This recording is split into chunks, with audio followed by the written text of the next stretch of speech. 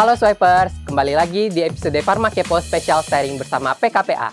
Nah, di episode ini aku mau sharing nih tentang do's and don'ts saat melakukan peracikan obat. Yuk, mari sama-sama kita menyimak.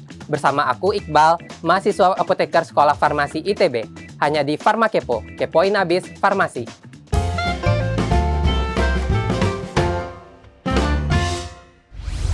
Peracikan obat merupakan bagian dari pelayanan kefarmasian yang masih ada hingga saat ini untuk memfasilitasi kebutuhan obat bagi anak-anak maupun orang dewasa, baik obat dengan senyawa tunggal maupun kombinasi.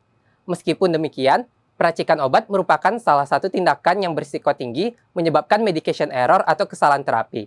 Kesalahan tersebut dapat terjadi di berbagai tahap di pelayanan resep, yaitu fase peresepan, pembacaan resep, penyiapan hingga penyerahan obat, dan juga untuk penggunaan obatnya. Berikut merupakan hal yang harus dilakukan dan dihindari saat melakukan peracikan obat. Jangan dilupa dicatat ya, Swipers. Yang pertama, jangan mencampur antibiotik ke dalam resep racikan. Antibiotik merupakan obat yang digunakan dalam mengobati infeksi yang diderita oleh banyak orang.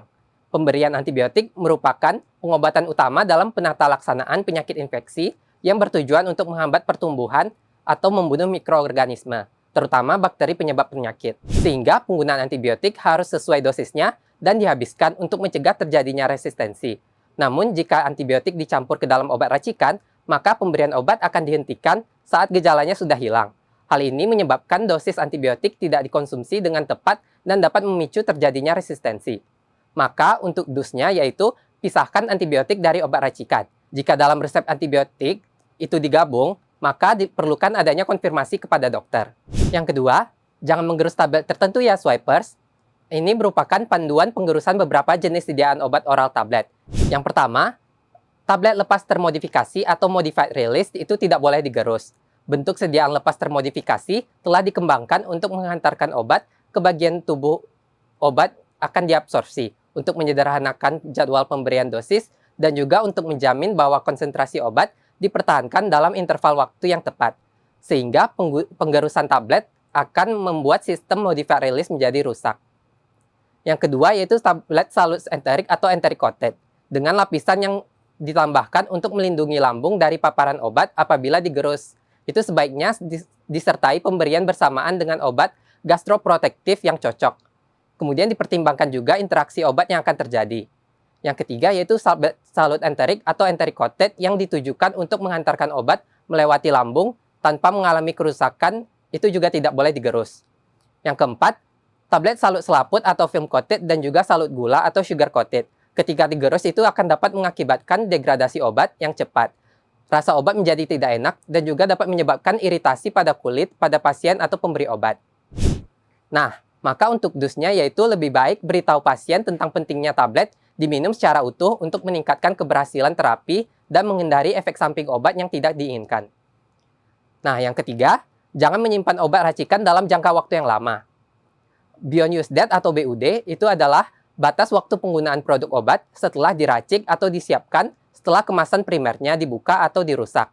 Kemasan primer di sini berarti kemasan yang langsung bersentuhan dengan bahan obat, seperti botol, ampul, vial, blister, dan sebagainya. Penggunaan obat racikan tidak boleh disimpan dalam jangka waktu lama hingga melewati batas BUD-nya, karena akan mempengaruhi keamanan dan khasiat obat tersebut. Oleh karena itu, penting bagi apoteker untuk mengetahui ketentuan umum terkait beyond use date dan juga cara menetapkannya.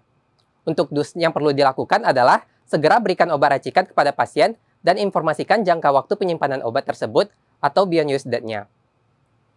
Nah, yang keempat, jangan meracik obat dengan bahan yang saling berinteraksi satu sama lainnya. Interaksi obat merupakan perubahan efek kerja dari suatu obat karena ada obat lain ketika diberikan bersamaan, sehingga efektivitas atau toksisitas dari obat ini akan berubah. Interaksi berdasarkan tingkat keparahannya dibagi menjadi interaksi mayor, moderate, dan juga minor.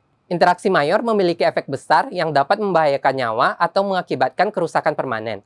Interaksi moderate dapat menyebabkan perubahan status klinis pasien, sedangkan interaksi minor memiliki efek yang tidak terlalu mengganggu, sehingga tidak memerlukan terapi tambahan. Nah, apoteker perlu melakukan dosnya, yakni pengecekan terkait komponen obat dalam resep racikan untuk memeriksa bahwa komponen tersebut berinteraksi atau tidak satu sama lainnya. Jika ada interaksi, Diperlukan adanya konfirmasi kepada dokter terkait rekomendasi penggantian obat. Itu dia Swipers, do and don'ts saat melakukan peracikan obat.